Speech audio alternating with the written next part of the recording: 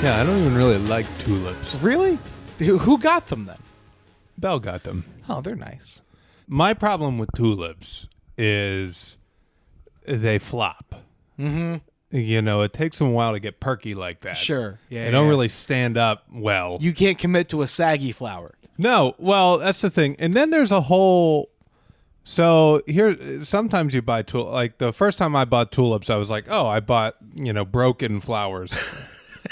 And I looked online, and it's a thing. And I guess one way to help it is you got to put a penny, like an old penny, like a I think they changed pennies in like the 80s, and they quit making them out of like a certain amount of copper. You need a penny before Lincoln was on it. Well, yeah. But you need an old penny, and an old penny will, perk up your tulips. That's a tip for y'all. That's a free tip for y'all. What do you do with home. the penny, though? You put it in the water? Yeah, you just put it in the bottom. And then whatever the fuck's in the penny dissolves. dissolves.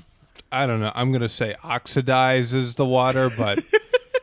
Because that sounds like I know what I'm talking about. It's a scientific word. But I got no idea what it does to the water. But that's how you get your tulips to stand up. These are standing up on their own, though, mostly. Yeah. They're just like a little saggy. I don't know. They're lovely. Some of them look around the ones over here, yeah. But, for the most part, again, here's my thing. This is where I point out it's not a visual podcast. Yeah, it's too Easter of a flower for me, too. Well, that's why I was wondering if you got it versus Belle. I don't know if there's any Passover connection to the tulip. Well, no, I guess tulips are a spring thing. It's that's spring. Unfair. It's not just Easter. Yeah. Look, I associate it with Easter, but that's, because I grew up in churches.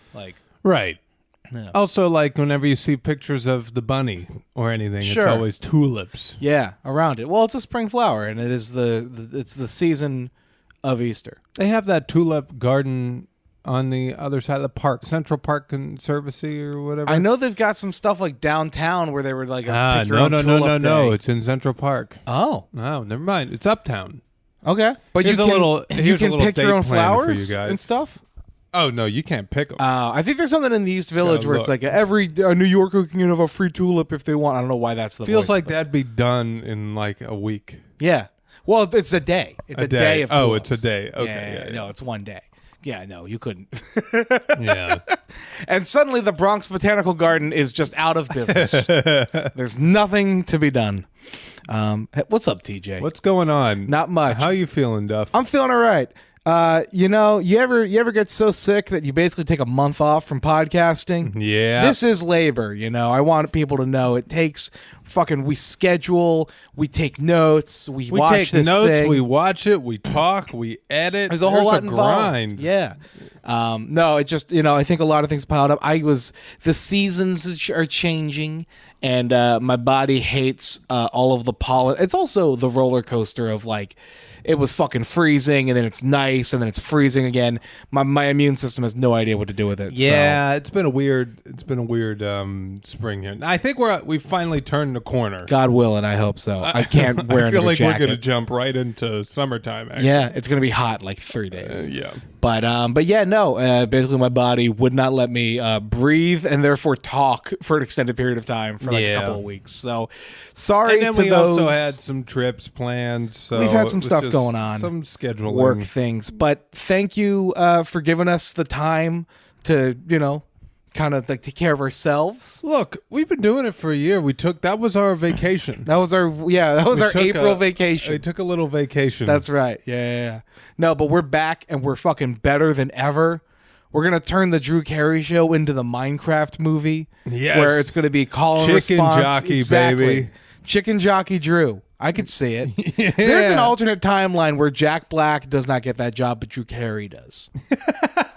And he grows that crazy fucking beard. Yeah. And I think we could do it. Damn, Drew Carey is as the Jack Black in our life. School of Rock would have been so different. It would have been cool if it was Drew Carey and an accordion. Yeah, Drew Carey and a little trumpet, just fucking. Oh, trumpet! Out. I forgot. Yeah. Drew's a musical man. He really is. Yeah. He likes Rocky Horror and shit, man. He's a music guy. Yeah, but he can even play. Yeah. Oh, yeah. He was belting those notes out. Do you think he actually was? I think he probably was. Oh, he was definitely playing 100% him. He was hitting the notes right because you did instruments. It didn't sound that good, so it made me think this is a guy who generally knows how to play the trumpet. You did saxophone growing up. That was your instrument, right? Yeah.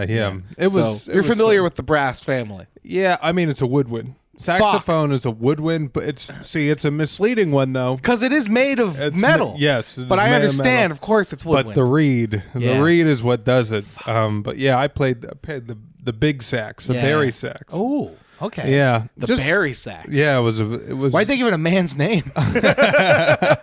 I picked the hardest instrument to carry home when you're like a kid in middle school, basically. But fun thing is they gave you two, and they let you. The school gives them out, and then they let you just keep one. So at the house. one for classes and things, and then one for your own study back home. Yeah, that's nice. Let me don't have to lug that shit. Yeah, and then they never like the band director gave it to me, and then she got fired. And then there was no replacement teacher? No, there was no log that I had that instrument from the school. Sure. It just became your several saxophone. years. It just was sitting this like you get a fairly expensive instrument. Sure. It wasn't like the nicest one in the world, but it was just this free giant instrument sitting in my house, and like I never thought anything of it. I wasn't maliciously keeping it. But then, like 4 years later, I was like, I had graduated, and I was like, oh shit, I still have this, and so I sold it. Nice. There you go. Yeah, that's the American dream, baby. Yeah, absolutely. Just take stuff from your public school, and then eventually make money sell from it. Sell it to some guy in a mummers parade. Make a cool 500. Those need bari sax as well. Yeah. We talk about music because one of the two episodes we watched here, very music heavy. You weren't a music guy, right? I wasn't a music guy. You're a music. You're a music snob. Yes, I'm a music snob. I'm a very big indie hip hop boy. Yeah. I'm on the message boards, but you're in there. I did You're try. I tried to play guitar. I went to exactly one lesson. My mom had got me like a guitar you could buy off of the shelf at like Target growing up. Yeah. And the guy, when I came in with this like acoustic guitar, the guy was like, "That's firewood.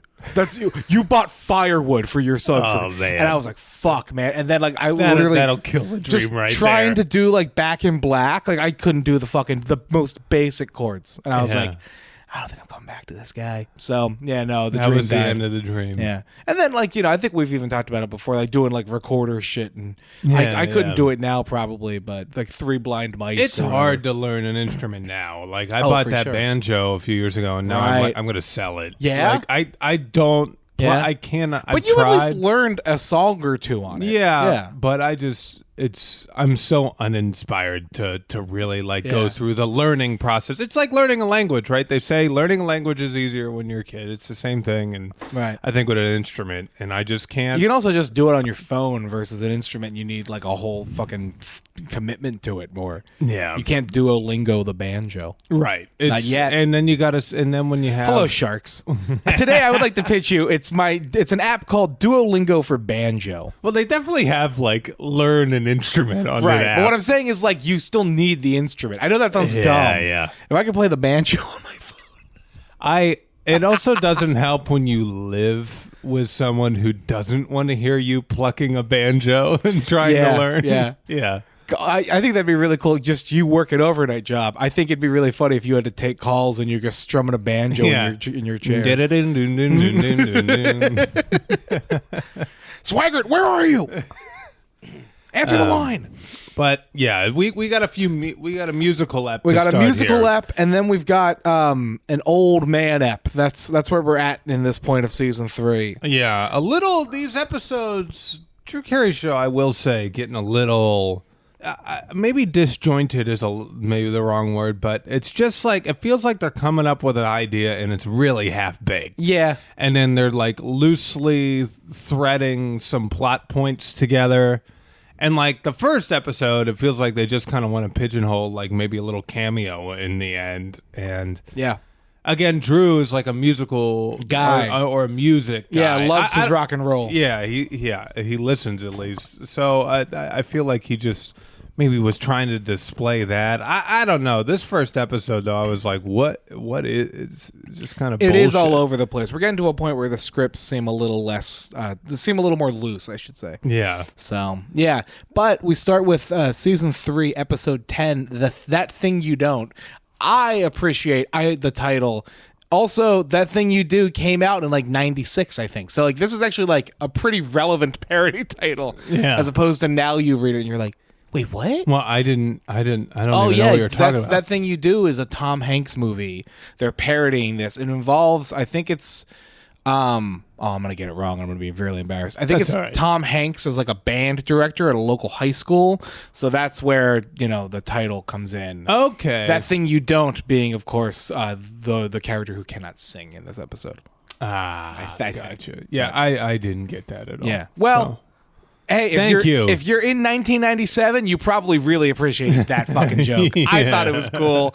But yeah, we start with the cold open is Drew at the office. Mr. Wick is there and finally this thanks cold him. open. What the fuck It's was this? really out of nowhere. It's Mr. Wick. It doesn't even connect to the episode. No. There's a lot of things at this point that don't really connect, but it does connect to a previous episode.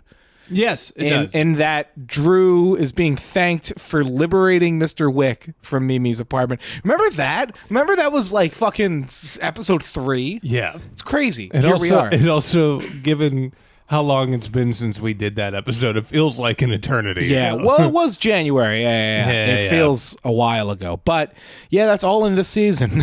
There are things that, like, remember we were just introduced to his brother. Where the fuck's his brother now? Like, Yeah. That's Who's where I'm at. apparently a reacurring character. yeah, apparently he's here through the end of it. I don't know. I guess he's working the floor Yeah, he's too busy. in his heels. But yeah, so Mr. Wick thanks Drew. He says something about I have to live my life one day at a time like God intended. That's what the puppet at the crisis center told me. Yeah, so I guess he's seeing a puppet. Yeah, he's it's probably a therapist with a puppet. Right, but But he's seeing a the puppet. idea is Yeah. that, I mean, Well, it's the trauma thing, right? Like the Yeah. whole I feel like if I was going to, like, you got to know they're going to do the puppet thing. Yeah, you can't just go into a therapist's office. And they're like, oh, yeah, by the way, we use a puppet. I feel like you got to sign up for the puppet you got to one. talk to Mr. Winkles right here. Yeah. But yeah, no, this then turns into like Drew hugging him. Yeah, and it becomes this, like, weird opening up session. Wick's like, I see you now as a friend. Yes. And they start to, like, open up to each other. Yeah. They did hug, and Drew really starts telling him how his meanness in his comments affects him emotionally. He can't really make eye contact with him because it hurts so much. yeah. And it's here that Wick starts calling over quietly everybody else in the office to listen to Drew open up emotionally. Yeah. And they all make fun of him. He talks about crying and then he realizes what's going on and he basically he calls him like a no good bastard for letting everybody mock him. But yeah. But it's- like, so that whole thing was just a ploy to get everyone to like to mock laugh at Drew. And Mimi's not even there. Yeah. The fuck are we doing here? I was just it felt like a little bit. I don't know. I guess some of these Wick plans are the long game. Sometimes it comes out and he's like, fire drill, you're fired, and it's short. Yeah. But this one, he was like, I'm gonna play fucking head games with Drew, and I'm gonna make him think that I'm his friend. I'd imagine at some point you probably have to get bored in that job of just like you do everything an old woman tells you to do and you don't even do it. You just have some fat guy outside do the actual bidding. Yeah. So he must just be bored as fuck in his office. Right. Yeah. But no, we never revisit this. I don't even know if we see Wick again in the episode. No, I don't think we do. So this is just a one and done. Next thing, we cut to the backyard after the title sequence. Yes. And, well, Drew opens with Drew missing the easiest fucking pool shot in the world. Hey. They always show him playing pool. Yeah. And he's doing it all the time. It's in his backyard, yet he can't play for shit. Never I making wouldn't the be shot. able to, but that being said, You I could don't definitely make I that. don't have a pool table in my backyard. Right, Like that's right, the true. difference. If you were that guy, yeah. But I even think you, as a guy who doesn't really play, it was lined up in front Could make of the hole. pocket shot. Come on. Yeah. But Yeah. Him Either and way, Lewis shooting Him pool. and Lewis are shooting pool. Lewis says, "You ever dream you were a woman?" Yeah.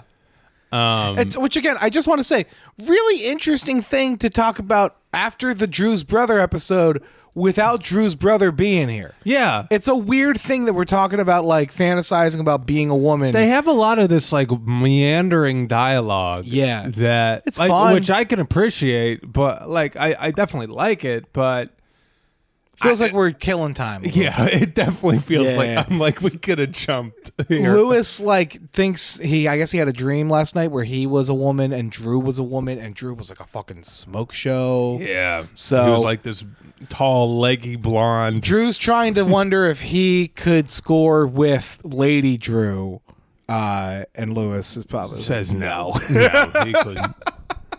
It's tragic. You ever dream you were a woman? I've never dreamed I was a woman. I hate to say it. Me either. Yeah. I would be down if I could like sign up for that dream. Yeah, I'd check it out. I'd be interested. I just want to see what it's like. Yeah. Yeah. Yeah. I really just want to know what it's like to like take off the bra. You know what I mean? No, that's Let- gonna feel awesome. Yeah, letting them breathe. Yeah. Yeah, that's the, Or to walk around. That's all I want to do in the dream. If I can have the opportunity to dream of a woman, I just want to unclasp a bra, my own bra.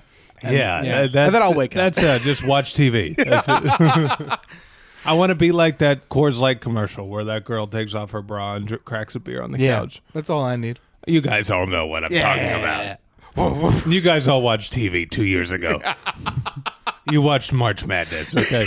We know you did. Oswald and Kate enter the scene. They're late to something. I don't know what they were late to because they were just hanging out. But they. Oh, go ahead. Oh, no. I thought you were telling me you don't know why they were late. I was like, I No, remember no. why they were late. I know why they're late, but they're like, "Hey, you're late. What are they late to? Are they going somewhere? I thought we were just fucking around." Yeah, we're just fucking around in the backyard. Get there at your own time. But anyway, they blame the sex that they were having for taking too long. And this is the point where we kind of get like Lewis being like, fucking really? Like, do we need to go into this whole thing? And they imply that they've had sex on the pool table. Yeah. Yeah. I think that's fair. Of course. Drew hasn't had sex on his own pool table. Probably. Oh, no. Remember, he did. He was out there with Lisa the one night. That's true. But didn't that children's choir come in and fuck their plans up? Yeah. Also, it was the middle of winter. So I don't know if Fool around under the sleeping bag. we know that he's got those heating lamps. Yeah, he had the He can heating put lamp. right there. So, but yeah, no. So then, yeah, the idea of talking about sex publicly with your friends just pisses everybody off. Well, not pisses everybody off. It pisses Drew and Lewis off. I guess if they're friends, like if they're all close, Yeah. then you guys will be able to be like, yeah, we were having sex. yeah, I think that, and they are all pretty close. right. Right? I don't know who's right and who's wrong here. I just think it's a weird thing. It's a weird excuse to give Yeah. for being late to something. Interestingly enough, Oswald had a flyer that he picked up on the way over there, I guess. Yeah, I misunderstood. I thought it was originally because they're talking about what was Drew's favorite thing in high school. Yeah. And it ends up being the Battle of the Bands competition. I thought their high school was having a Battle of the Bands competition. Oh. But no, the Battle of the Bands competition is happening at the Warsaw. Of course. So, which makes free chicken wings makes even more sense. That's what Drew sees immediately on the flyer. Yeah. It's pretty sick. But also first place gets $500. Oh, boy. You know big what prize. that'll buy you in Cleveland in Yeah, a house. 1997? I think you can own property with $500 in 1997. So Drew decides they should get their old band back together. I do love that they had a high school band. Yeah, they I don't had know a if little we've high talked school about this band. before. I know they did marching band together. Yeah, I didn't know they had a thing going on themselves. Did you ever I know we went over you playing an instrument, Yes. but I feel like everyone goes through a phase, I- especially because you were in the music. I did like something. you thought about it. I did something so much lamer. I helped manage my friend's band in middle school. They were Yeah, like, that's yeah, awesome. no, you can't do it, but you're gonna help be our manager. This is also Wait, did they have like a real band? Did you? no, not even kind of. No, they just wanted to fucking have me hang around, which I appreciate so much. But like, They just wanted you to be there for the yeah, hang. I was just yeah, there. that's all it's Yeah, about. I was the Rick Rubin of this middle school group. I was kind of explaining, like, yeah, no, I think we got to change the chords a little bit without and no music theory experience. I'm just out here telling but them. you were just going off of vibes. Yeah, you're a good. yeah. You're a good I was a vibes vibe guy. I just show up. Yeah, no, I don't like the drums on that one. They're a little too harsh. What did it have a name? It did, and I can't remember it. To save my fucking life. It was like I had a buddy in like middle school who liked to bring a group of people, which is really nice, bring everybody. But like it was like 12 people in the fucking band, and then like me. You were the manager. I was the manager. Like, you know what I mean? Like it was like, honestly, that's probably the best gig to have, the 12-person band. Yeah. You get on the bus. Yeah. Yeah, we didn't have a bus. We were 12. It was no. Yeah. We had a band that we wanted to start. Yeah.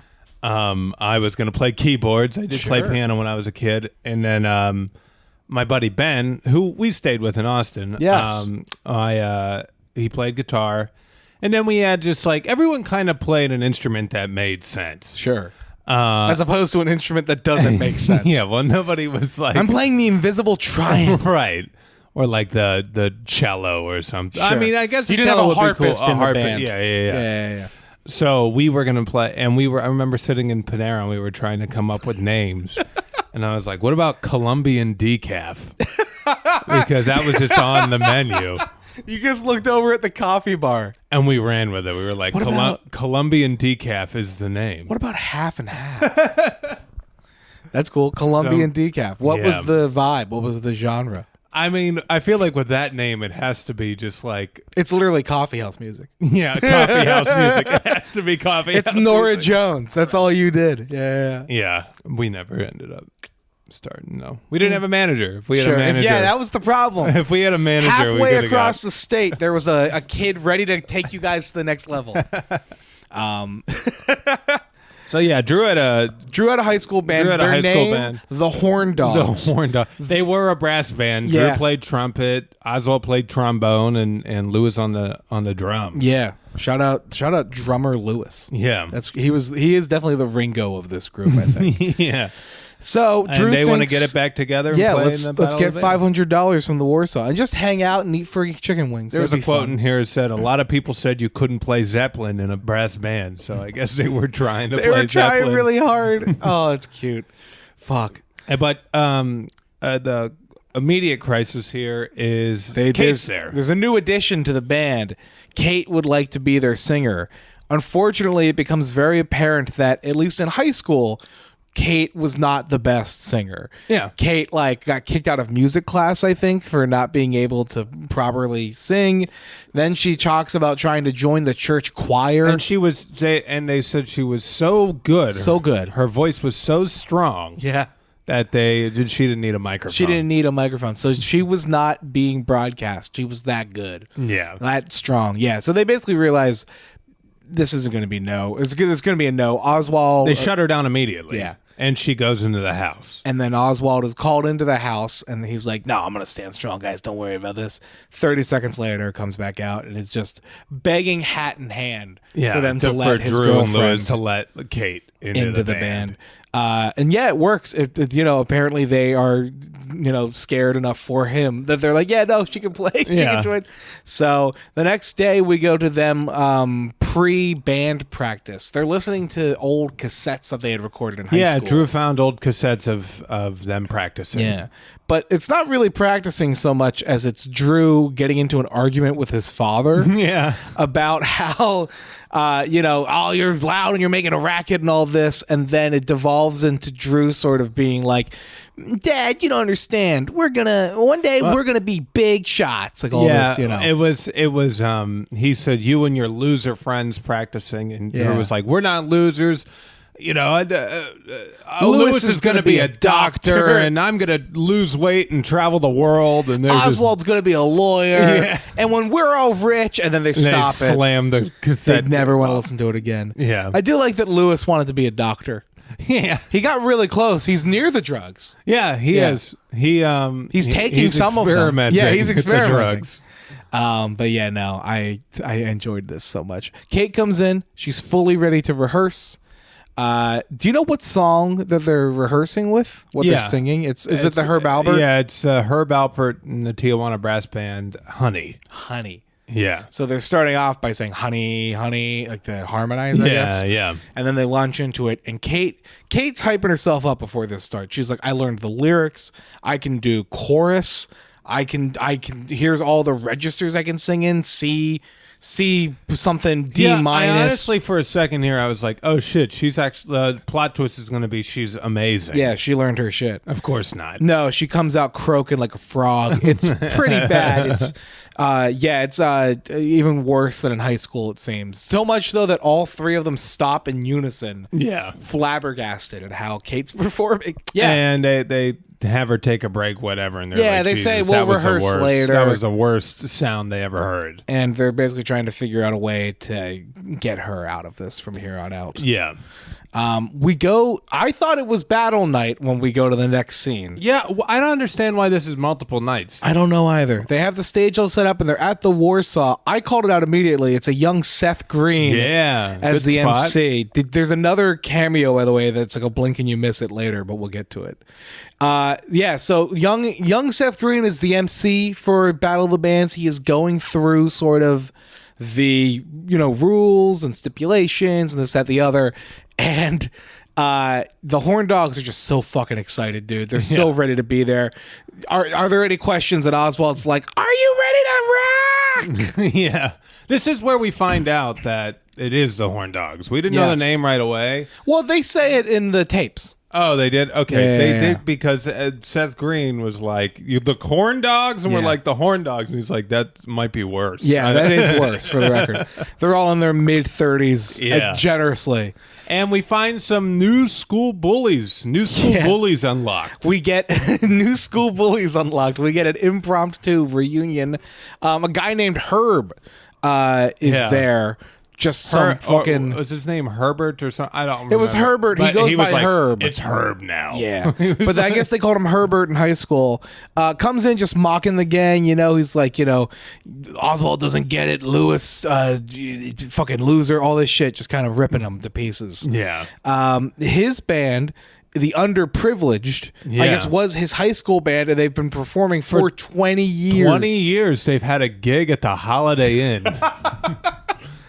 Every Saturday night, come on down and see. It is the Underprivileged. Yeah. As we learned, they're a pretty fucking good band. You'd have to be if you keep doing it for 20 years. Yeah. Even if it's just at the Holiday Inn. Holiday Even if it's just Inn. a local band, you got to be decent. Yeah. Still. Do you know any guys that are like still doing haunts back home? High school with. I do know one guy who's like one guy. Shout out Derek Beatty. Hell yeah, he's still rocking back home. He's just like a kind of a solo guitarist. Sure. He's like very like Jerry Garcia coded, like just like improvisational guitar. Yeah, and he plays all the local spots. I follow him on Instagram or whatever. And he just plays all the local spots in the area. Nice. And my parents, they'll see him out at a bar. They'll be like, "Oh, Derek was there," and I'll be like, cool. "Hell yeah, that's awesome that he's still doing his thing." Like I think he still has like a job and everything, but he's he's just jamming out. Absolutely. That's the only one I think. Otherwise, my buddy's dad was in a band and they're still doing things. They'll play at the country club once in a while. That's fun. But that kind of stuff. We had a family friend who went on The Voice and like made it kind of far into The Voice. I don't want to hype him up too much. Shout out Ryan Coleman. But I don't know. I think it was like the second round or something. He got eliminated out in LA or Vegas or wherever they are. Yeah. But he now will do like musical stuff around town. I always think that's cool. Yeah. Yeah. I like it. If you're gonna like stick around, in the area, it's nice to have like those, just those staples to. You go back home and, he's still playing at this local festival or he's doing a show up at this joint. That's cool. A lot of bars need events. Yeah. Support your local community, man. If I'm going to a local bar and they got a guy playing guitar, especially in like the summertime and you're on like a patio, hell yeah. I'm down. Go for it. It rules. So, that's basically, I think, what the underprivileged are doing here. They're just rocking out in I wouldn't Cleveland. go to the Holiday Inn, though. No? No, where's your that. limit? You would go like a pub, a bar. Have you ever been to a hotel in like the area you grew up in? Yeah, they're all sad. It's the saddest experience. Do you think I guess you would know better. It probably is exactly like that in Cleveland. with like it's probably sadder. 100%. Yeah. I remember we like spent a hotel at like my brother's Christmas across town. Rather than driving home all of 45 minutes, we were like, we're gonna crash a hotel for some reason one year. We're gonna just throw a bunch of money into a pit. It was Christmas like night. Yeah. In this Holiday Inn Express off the freeway in Pittsburgh, and I'm like, this sucks.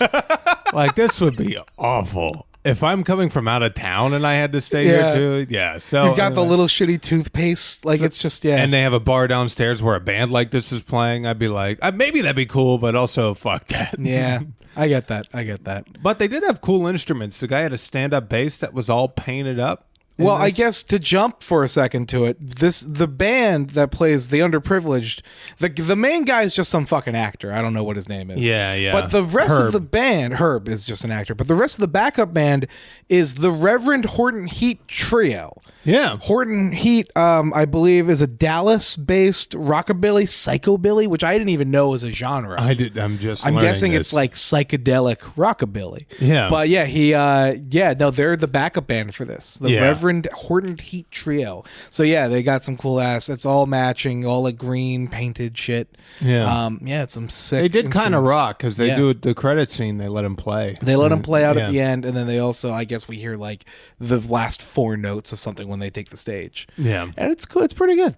But anyway, Drew is getting a lot of shit from this band, and basically they're worried that they gotta beat Herb. Like they gotta. Yeah, they gotta beat him. Also, because this guy was just like more than the band. This guy was a real bully, I guess. He dragged Drew naked from gym into SATs, like where they were taking tests. Yeah. Drew takes, which I'm like, what did you drag him by? The hair. There's not a lot of hair though. What'd you grab a hold of, my guy? I don't want to know. Right. Drew's upset that Lewis and Oswald never helped him with that, and their argument is, well, the SAT's timed. Yeah. I didn't want to miss the essay portion, you know? So the next day, then it cuts back to, I guess it's the next day or at the bar, or maybe it's later. No, it's the next day because they're all in costumes now. It's the Battle of the Bands Day, the next scene. Yes. So to show that it's the next day, they're all in costumes now. Well, Drew's costume rules. They look like minions. Like my thing is they look like Midwestern minions. They're like yellow, and then they got these blue overalls. It's like 1970s minions because they're also like bell bottoms too. Yeah, no, they're like jeans. They're chilling. But no, my first thought was that's a fucking minion outfit that these guys are wearing. We should just point out it's only Drew and Lewis at this point. They realized if they want to compete against the underprivileged, they gotta fucking get Kate out of there. Oh yeah, we jumped ahead. And Oswald refuses to tell her that. So Drew mans up here, and he's basically like, Kate, you suck. Like, he literally tells her he's like, sucks. I will do it. And then Kate quits. She's heartbroken. She quits.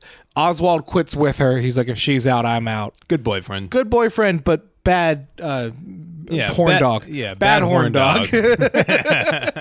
So then, the next day we get these Midwestern minions chilling.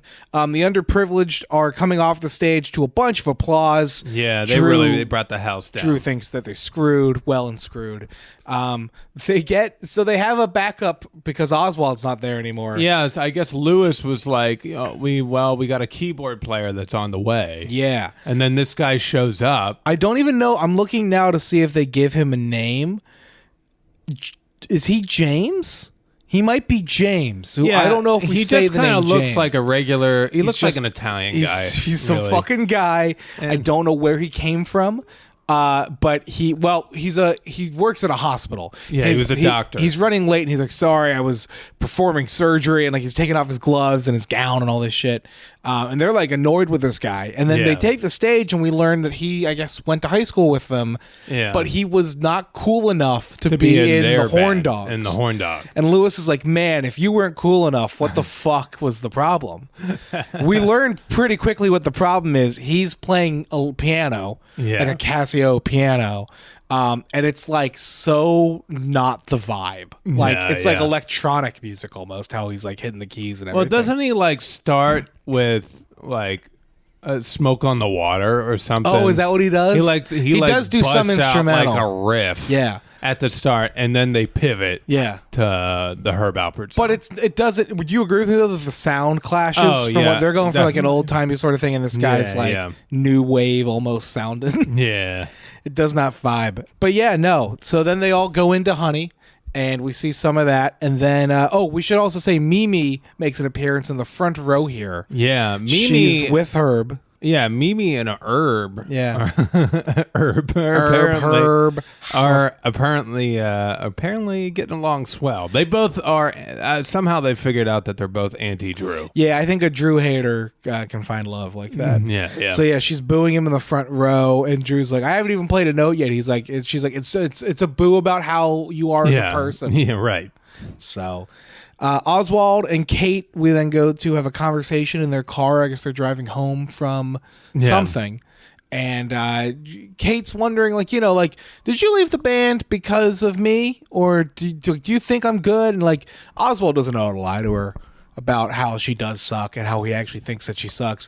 So he slowly starts to prepare to, tuck and roll out of the car. Yeah, he starts to get ready to jump out. And Kate's like, are you going to jump out of And here's my thing, man.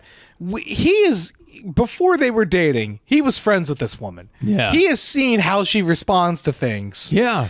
I would be ready to fucking jump out of that car. 100%. So I don't know. She's got a weird attitude. Have you ever considered jumping out of a car? No, I've never thought about it. I've never thought okay, I'm actually going to do it. But I've sat there and daydreamed okay, if I do it, how would I handle this? How would that look? You ever lose something out the car window and then think I'm going to jump out the car? That's the one time I've done it. No. What'd you lose? I lost my hat. I had a Phillies hat on, and it was I think I was holding it out the window like an idiot. And then it flew out of my hand, and then I was like, fuck. And I was in high school, and I was like, should I just jump out and go chase it? I did not chase it. The girl that was driving the car pulled over, and we got it. But nice. Anyway, that was a really anticlimactic ending to that. But yeah, no, I have not thought about jumping out of a car because the conversation's that bad. They kind of come to a nice resolution here where they just talk about, well, I guess we just got to be honest with each other. But the funny thing is, Kate's like, we should just be totally honest. And Oswald's like, no, I don't want that. That's a terrible idea. Terrible idea. He much prefers to be the himbo. He wants to live just in bliss. Lie to me. Don't even tell me. Yeah, I just don't even want. No news is good news, I think he says. Yeah. He straight up just doesn't want to know. But yeah, they do reach a resolution where it's it's okay that you don't think I'm good, whatever. Yeah. So yeah, the Horn Dogs, then we go back to the Warsaw.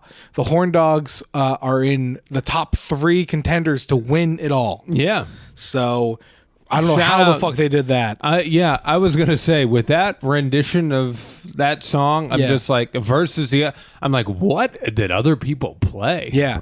We know one other band, the Unreliables. Yes. Well, no, the Unreliables who do not show up. Yeah. It's very good. But we do know the third band as well. So it's the Horn Dogs, the Underprivileged, and then a band, I believe, called Satan's Penis. Yeah, Satan's Penis. Satan's Penis, who, this is the blink and you miss it. Did you see the table when they're all cheering for Satan's Penis? I didn't see who was There's at a it, though. small child in sunglasses that they're all gassing up. Yeah. That's a young Drake Bell.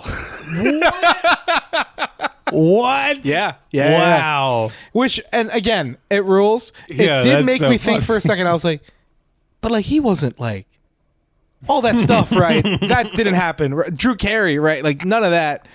We didn't. I didn't watch that whole thing. Does Drew Carey get a mention? No. Wouldn't it be crazy if Drew had a straight to camera being he was great to work with, just completely unrelated from the abuse allegations.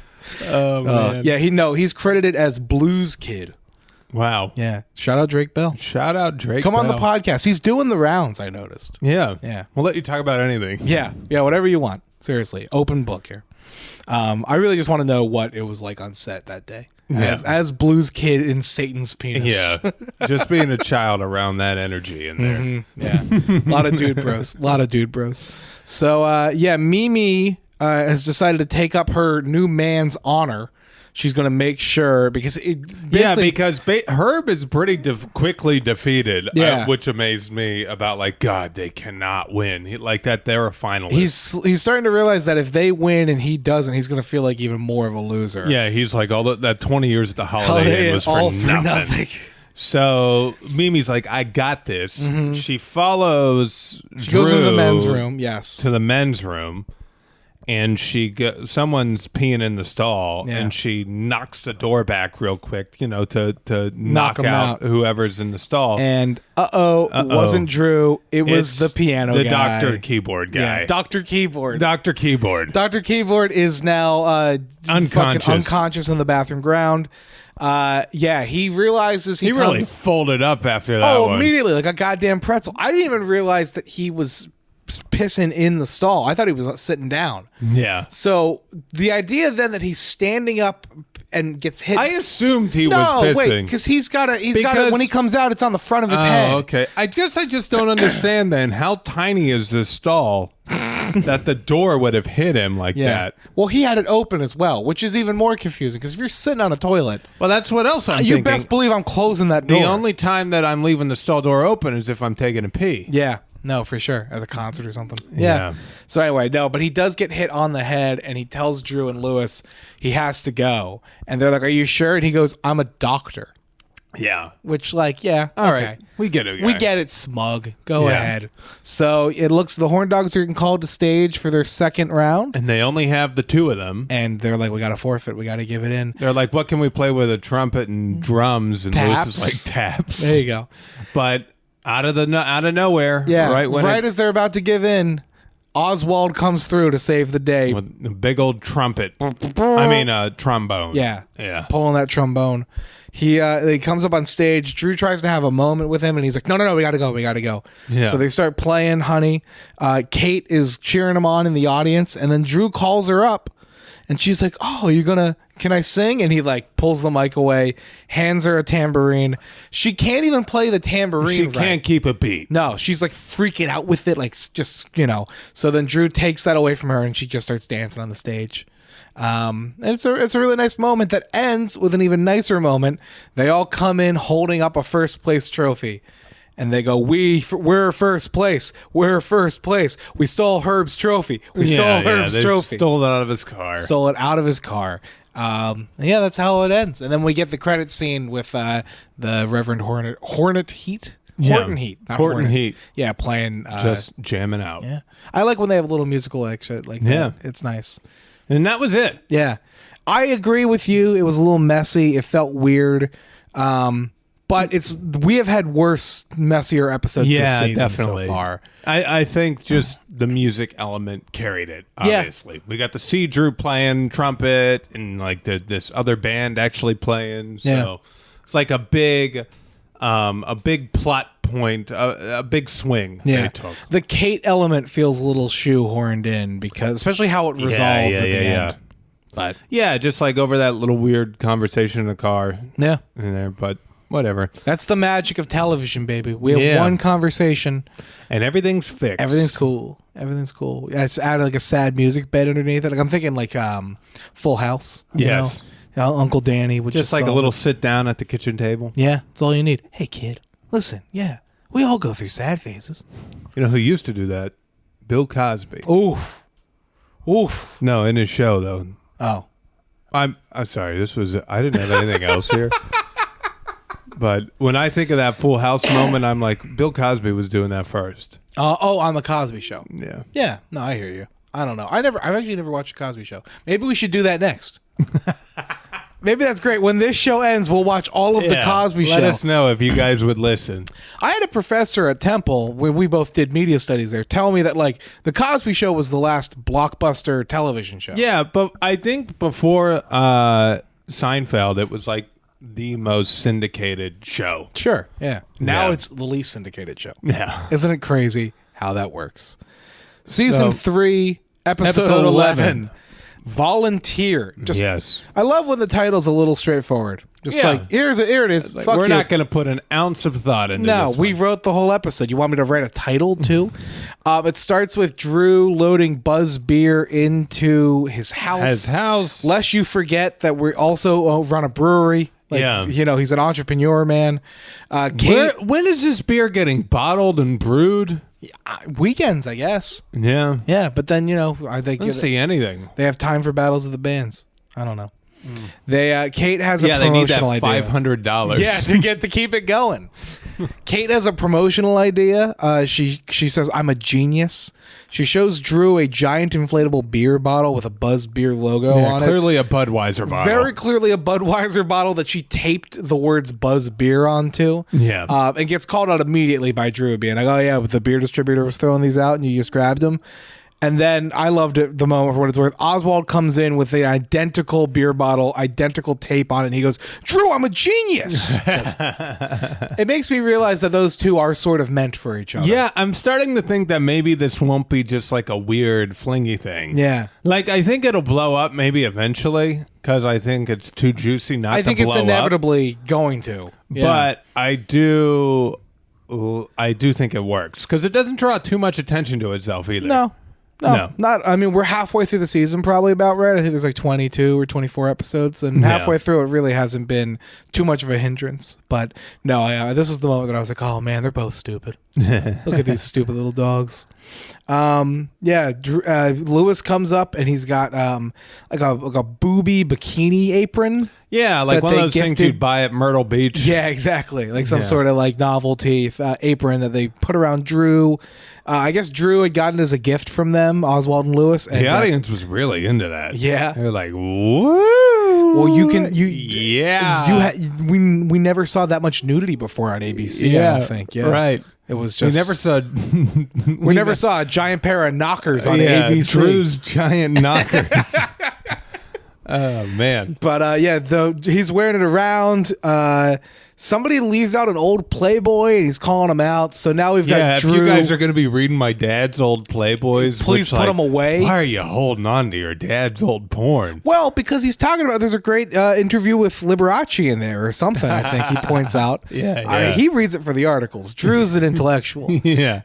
But suddenly he's got, all this fucking, the booby apron, the beer bottle, all this shit. Knock at the door. Who is it but Drew's pastor? Coming in and asking Drew if he'll do a favor for the church. Crazy to think that would happen. Pastor's going door to door. Yeah. Well, have you gotten here even? Have you gotten the door to door? I told you about we got the Mormons. We got Jehovah's Witnesses. Jehovah's Witnesses. We got Jehovah's Witnesses. We would get them back home back in like January. I was waiting on an Amazon package and Stage is asleep, and somebody buzzes the thing. I'm like, oh, it's the Amazon guy. So I just let them in without talking to him. And then I hear a knock at the door. I'm like, oh, I guess he's just, making sure I got the package. Yeah. And I open it, and it's just a dude in like a white shirt and a black tie and a woman in like a nice dress. And they're like, hello, do you have a moment to talk about the Jehovah's Witnesses? And I was like, I don't. No. I will never have time. I'm actually really busy right now. You're in your underwear and a t-shirt. Yeah. Hey, I'm sorry, guys. I got something going on. Pardon the interruptions on TV. Yeah, no, it's just I couldn't believe. I don't know how they chose what door to buzz. I had a buddy in high school that was a Jehovah's Witness. Mm-hmm. So he was strictly a school buddy. Okay. Because his home life didn't allow him to hang out or do anything. Sure, yeah. You're very limited in what you're allowed to do. No celebrations, no birthdays, no holidays, nothing. Can they do like TV and shit? Like, it's not like, I'm thinking it's like the Amish. It's not like the Amish. No, I think he can do TV and everything. He definitely knew TV. Yeah. But it was just like, he was the man in school, and I remember always thinking, God, he could be one of my closest friends. Yeah.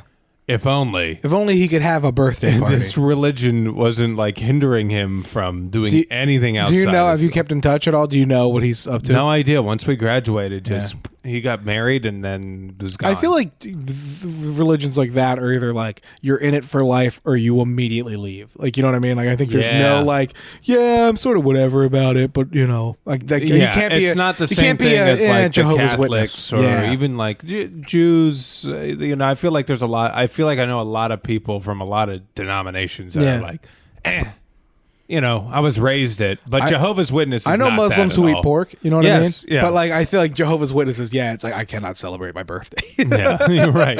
Oh, I don't know what Christmas is. Yeah.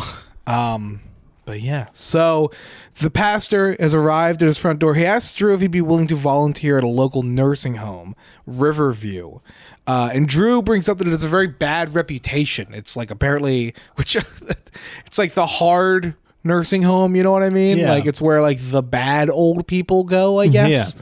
I didn't know such a thing. I didn't realize that there was like how like people talk about like some are in the good neighborhoods, some are in the bad neighborhoods. Yeah. I didn't think that a nursing home would be similarly like we see later on guys are getting their wallets stolen. Like, yeah. Like, damn, are these criminals, hardened criminals? It wasn't that bad, though. No, it's fine. It's I boring, but it's fine. It was like, well, I mean, granted, it was a sitcom, a TV sitcom interpretation. Yeah. Of a nursing home, but like I just think back to like if they would have done an authentic one, like the nursing home my grandma was in. Sure. Oh, where there's just like this background beeping, this faintly, and then like every so often someone's going, oh no, and like they're all sitting at the table like they're ready to eat, but they just ate, so they're just in a circle. Oh. And they're all in chairs, and some guy's falling asleep, and it was like it would have been sad. I was like, chaos. You can't put that on TV. No, we can't traumatize America. Yeah. But so that to me is the nursing home from hell, right? But this one, it was like a funny version of it. Like, we're gonna jack your wallet, and as we come to find out, there's a ringleader with a scheme. We're going to fuck your shit up. Absolutely. Yeah. So Drew is really hesitant at first because, like, who wouldn't be if your priest asked you to volunteer at your front door? Yeah. Like, what are you going to do if he comes to your house? Yeah, you kind of feel obliged. Kind of backed you into a corner. Drew does realize, though, he's got a very blessed life, I think he says. And he's like, yeah, I can give back. That's fine. So, yeah, he agrees to Father whatever that he's going to volunteer at Riverview. Also, they Father called out Lewis. Oh, yeah. In this moment where he was like, yeah, Lewis you should come by Christian Singles Night. Lewis is always there chatting up the ladies. Mm-hmm. So I guess Lewis is trying to find him a nice Christian woman. Well, Lewis talks about, what would you rather do? Just find some broad in the back of a smoke-filled bar? Me too, but then when that doesn't work... This is my plan B, This all right? is your plan B. So, yeah, so that it's one of those colds that immediately just launches you into the thing. No bullshit, here's going to be the whole episode. Next day at the office, Mimi's walking in, walks up to Drew. She's in full leather here. Yeah, we get leather mommy Mimi. I didn't know she has a motorcycle. I didn't know either. Well, does she though? Because Drew makes a comment about she doesn't have a shield on the thing. You know what? Drew might have been joking. Yeah. Drew might have been yanking her chain. And also, lest we forget, Mimi will always just wear a costume for the hell of it. Yeah, you know what? That's on me. Because in my notes, I have Mimi rides a motorcycle, question mark. It is a good question. It's not because it's not totally out of her character trait either. No, like I she's think a hard ass. Yeah, she's kind of a tough cookie. No, absolutely, she is the toughest cookie I've ever met. But yeah, no, he sort of jokes with her about the leather outfit, but then we kind of talk about his weekend plans, and he doesn't really want to do this nursing home thing that he's he coughs it up that he's doing it at volunteering at Riverview nursing home. Which apparently everyone knows about because even Mimi's like Hell's Waiting Room. Yeah. Like she's like, holy shit, she's you're heard going of it. There? You're doing that. So it comes as no surprise when Mr. Wick comes out and he tells Drew that he's going to have to do weekend inventory. Yeah. Drew is fucking thrilled. He goes, yippee. I think he literally says yippee. Yeah. So then when Mr. Wick notices this, he's like, wait, why aren't you disappointed by this? And Drew explains, I've been doing this volunteering, don't want to do it. Mrs. Louder comes through. And Mr. Wick, totally spontaneously, pitches to her that we should, in order to like get good press, have an employee volunteer program with this Riverview nursing home. Yes. Mrs. Louder bites on it, hook, line, and sinker. Wick's like, and make it mandatory. Yes. Well, they make Drew the chairperson of it, I guess. They make Mimi his second in command because Mimi starts laughing at him for it. And then, Mr. Wick decides it's actually mandatory volunteering. Yeah. And Drew points out the irony of that. And then Craig Ferguson has a great moment where Mr. Wick points out, he starts mocking him for pointing out ironies. He's like, oh, yeah, an irony? How about the irony that, I make more money than you and I had a stupid idea? That makes no sense. I fucking love Craig Ferguson, man. Sometimes when he hits with Mr. Wick, he really fucking hits. Yeah, he does. And it's just my favorite. The next scene, we finally get a shot of this evil nursing home. Yeah, we finally it's see Mimi. Riverview. Mimi's teaching a senior self-defense class Yes. with the ladies on the couch, and she's like, repeat after me or whatever. Yep. And she's like, I have a gun. I have a gun. And all these old people yell, I have a gun. And then she's like, I'm old and life in prison means nothing to me. It's a really great moment. And then she starts to get heartfelt at the end, and she's like, I just want to say I really appreciate it. And then her alarm timer goes off. She goes, Yeah. 1 hour, I'm She out. leaves. And she fucking darts. Yeah, we get introduced. The gang comes by, and we kind of get the vibe of what's going on here.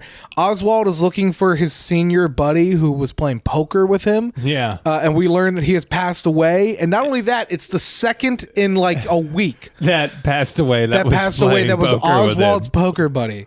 I would not want to play poker with Oswald. They keep dying No. to get out of it. Yeah, just to get out of playing with him. It keeps taking all their money. We see we're introduced to Gus. Gus is a man who we meet in a wheelchair, comes running down the hallway, racing, wheeling. Wait, not running. He's definitely wheeling. He's wheeling down the hallway, and and then he's like, I beat him, and beat who?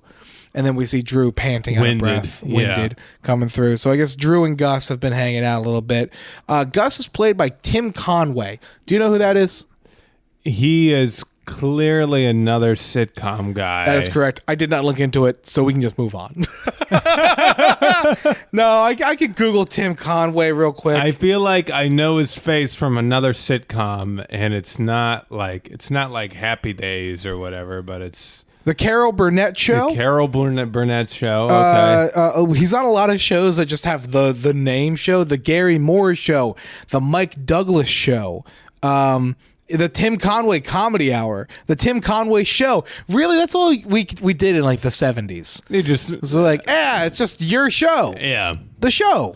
Also, it was just like these guys that, like, I get if it was Dean Martin, but Right. or Frank Sinatra or the Rat Pack, but who the fuck is Tim Conway? Two things. Tim Conway passed away in 2019. God rest his soul. Rest in peace. He was the voice of Barnacle Boy on SpongeBob SquarePants. Really? Yeah. Nice. I can hear it now thinking about it. Yeah. That makes sense to me. He's pretty funny in this. He's very funny in this. He starts talking Drew into, Drew has to go. Yeah, He Drew put is in his finally hour. done. Yeah. He has to go start doing inventory at the store. Mm-hmm. And he starts talking to Drew, Gus, about, Yes. why don't you take us down there? Yeah, we Just want to take get us the on the hell trip. out of We here. want to get the hell out of We're here. so bored. They got one TV that sometimes plays PBS. Yeah. Like they're really ready. The radio's itching to get a out piece of of here. crap. They got Yeah. like nothing going on in there. Gus also tries at one point to win Drew over by like being like, "I know you, man. I know your grandpa." And then we get Yeah, this yeah. whole yarn that he tells about These are your grandpa's pants. I'm wearing your grandpa's pants, and he gave them to me. And he said, I hope you enjoy what's in my pants or something Yeah, like that. yeah. Like, it's just this bizarre little side thing. But anyway, whatever. Drew is worried the whole time about taking them because it's like, well, it's not your labor to do. It's like, oh, we're not going to tell anybody, man. We'd love to just have freedom a little bit. Yeah. So Drew, I don't know wanna go on a field trip. how they get everybody there. Yeah, where's security or the fucking clearance Where's security? at the front desk do here? they get a bus? What the? How do all these old people get to? Well, I Woodford know Louder? 3 people ride with Lewis because Lewis has a great line. He's like, okay, yeah, I could fit 3 in my car. Who has a pacemaker? I need a jump. Yeah. And then the guy starts running over. He's like, hey, don't go too fast. yeah. So, But yeah, so I guess they all get them there somehow. And then, like, it's like a Saturday night. They're cleaning, stocking boxes at the department store. Yeah, I guess whatever inventory. I feel like they're doing inventory in the wrong place. Yeah. You wouldn't do it in the office. Right, You in, would do like, it on the the floor. upstairs. Yeah. They couldn't get the floor set, though. Yeah. So It was occupied. it was busy that day. They already so- used it for a nursing home. Yes. So Drew is there. Gus is taking photos. He's like, oh, these are for the memory book, we're just going to. Yeah. So Drew is posing with this old woman. Gus kind of breaks a glass in front of her. Yeah, he's like setting up a scene. He has her like carry a bunch of empty boxes. Yeah. And he has Drew's like, I'm going to eat my cake. And then he just starts eating cake while this woman's picking up glass. This woman's picking up glass. Drew offers to help, but she's like, no, I'm already halfway down. Like, this woman clearly, it doesn't to me seem like she knows what's going on either. No. I feel like only Gus knows what's going on. Gus has a plan.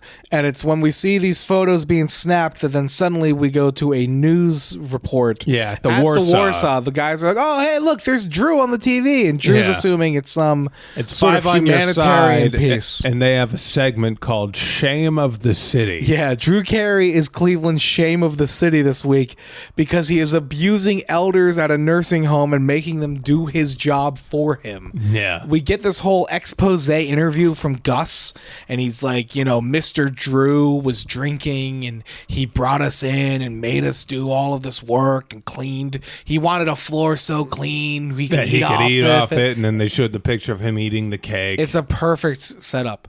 Drew gets really sort of defensive. Well, there's one thing that Gus says that's probably true where he goes, he bought a dozen donuts and then he ate half a dozen of them just for himself. Yeah. And they're all like, that's not true, right, Drew? And Drew gets real quiet. Yeah.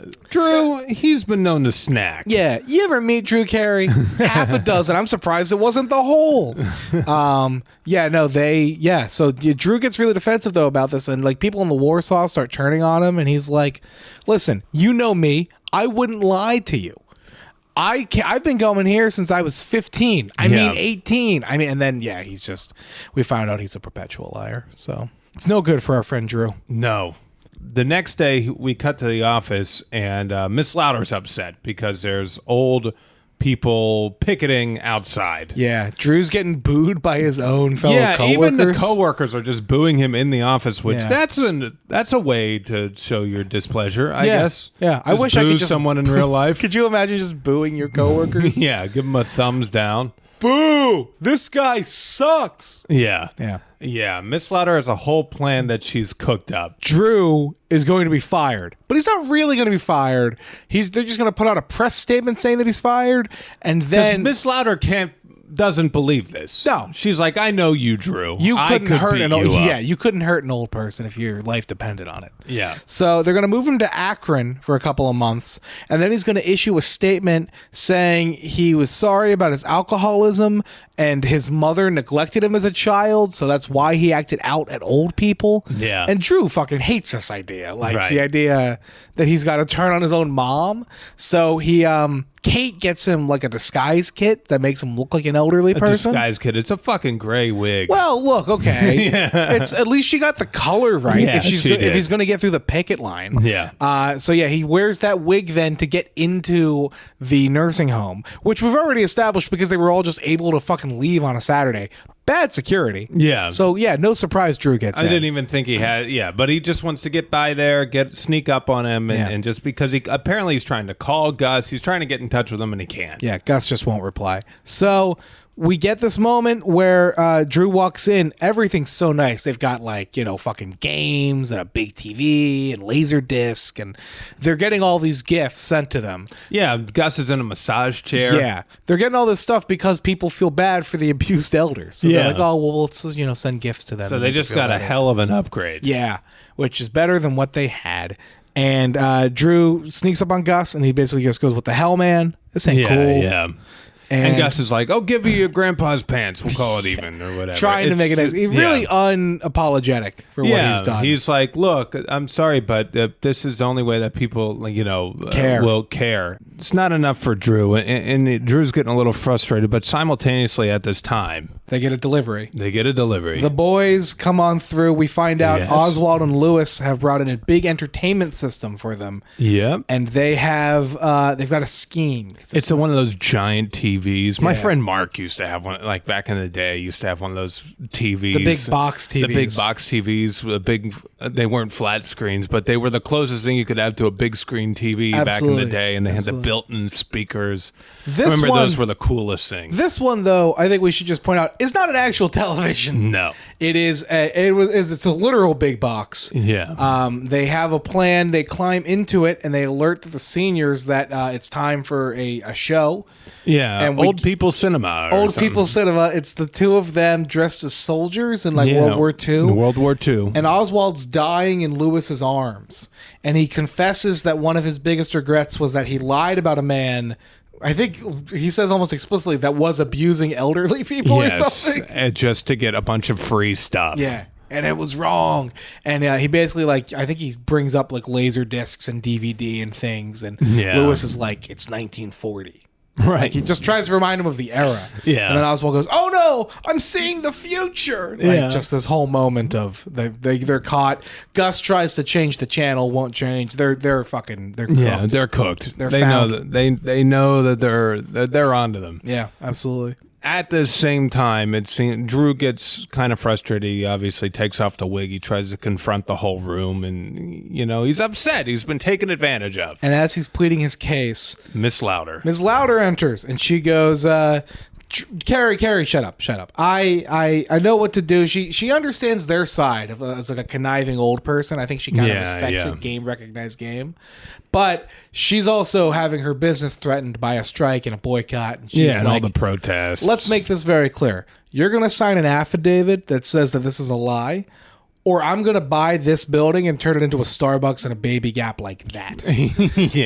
Which, just as conniving, the old people there are less concerned with being found out as liars. Yeah. But they want all their free shit. They're like, oh, they're going to take back all their free stuff. Yeah. Man.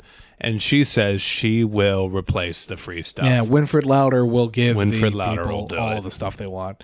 Yeah, and it works out well. They all start signing one by one.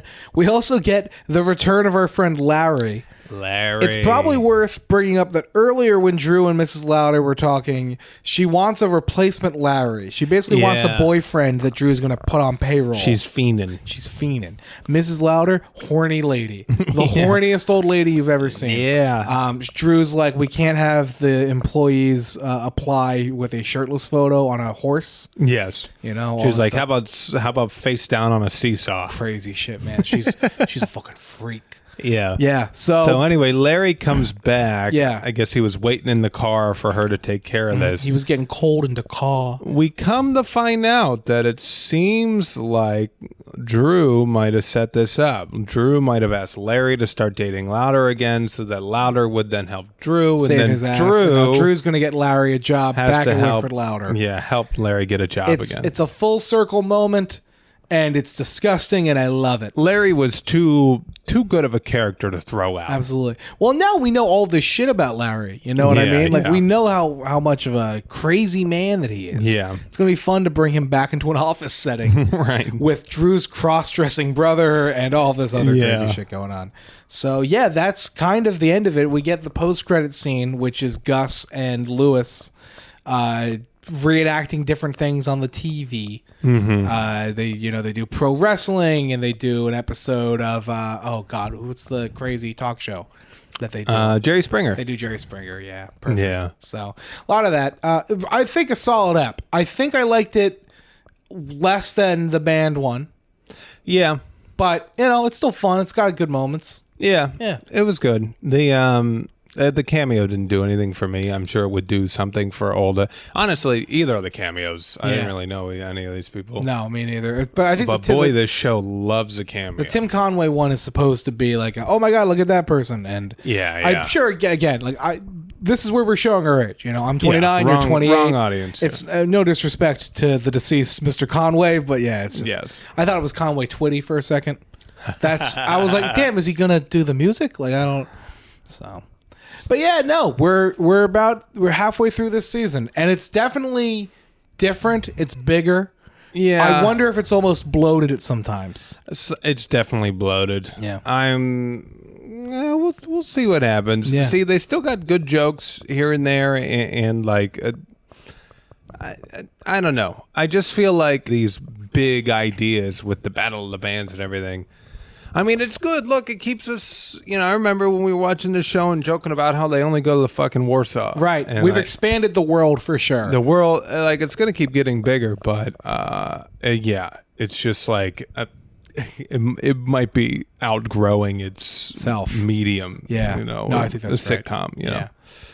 But guess what? You'll get to see us find out whether or not that's true. Yeah. On the next episode of Cleveland Rocks. Thank you guys for listening. Thank you for listening. You can follow us on Instagram. Yes. Instagram.com/Cleveland Rocks Podcast. You can email us, clevelandrockspodcast@gmail.com. Yeah. We're also doing YouTube. Yeah, the YouTube channel should hopefully be launched very soon. We will let you know when it is live. Yeah, we'll keep you posted. So thanks for listening. Thanks. Later.